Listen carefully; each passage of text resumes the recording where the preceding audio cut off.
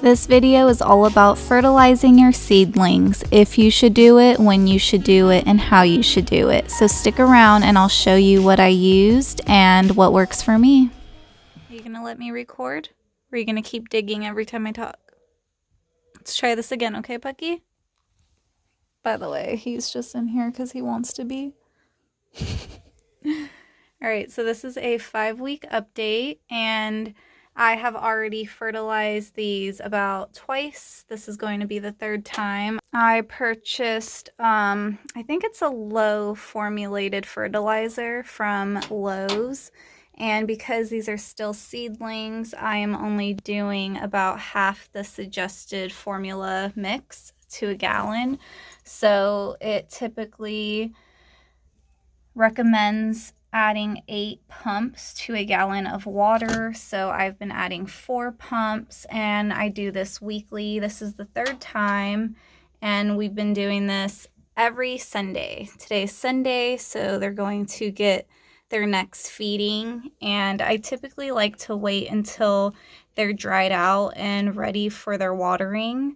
So if by Friday, Saturday, they look a little bit dry, I do let them dry out so that they can drink up as much fertilizer as they need. And then in between the feedings, they just get regular waterings. With everything, I am bottom watering. So take one of the sides out and then just pour it in. The bigger these seedlings get, the more water they require, and they suck up a pretty good amount. So I usually like to cover the bottom with about, I don't know, a good amount of water on the bottom.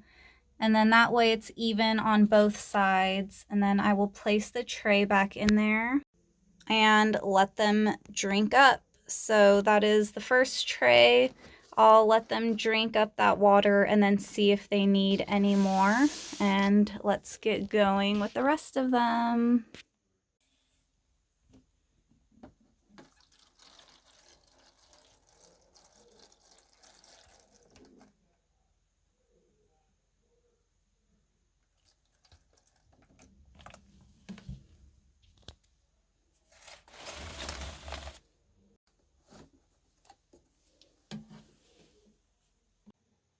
So what I have found from my research is that fertilizing seedlings can be pretty controversial. Some people swear by it and some people swear to not do it.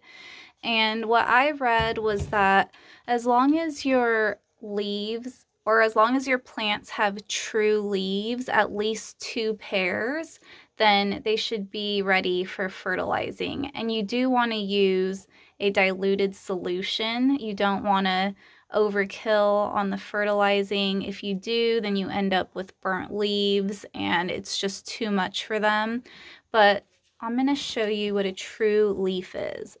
So these rougher, thicker leaves are considered true leaves. And these leaves here are the first leaves that pop out. These here, they're usually tender. There's not ridges on them. They're very smooth and they're towards the bottom. They start browning when the true leaves come in, and that's a sign that they're ready to fall off and the plant is growing strong and well. So this one here has 2 pairs of true leaves. So this is a perfect example here. So these are the first leaves that pop out of the seed. These are the first ones you see come through the dirt. And these are the 2 pairs of true leaves. So the bigger ones are the first pair of true leaves that came through, and now the second pair is coming through. And if you can see, all of these plants already have a second pair of true leaves. So first leaf that came out of the soil, and now 2 pairs of true leaves. So these are ready to fertilize. And I've been keeping a good eye on these. There has been no burned leaves yet, or I hope I don't see any at all. And I am just bottom watering these. So all of these cups have drainage holes in them already. And there, it's as simple as that. It's just like watering your plants. You're just giving them the nutrients they need to grow strong and happy.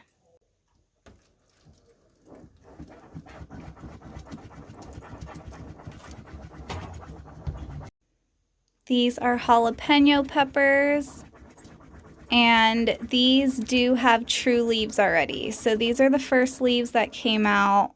This is a pair of true leaves, and there's some baby ones coming through.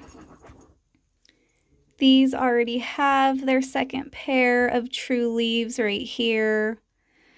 So if you're just not sure and you don't want to risk it, I would suggest just doing this maybe every other week to start. See how your plants react to it. And then if you feel confident enough with the feeding, then continue to do it every week, or just continue to do it every other week until they go outdoors. But these plants are strong and ready for some feeding.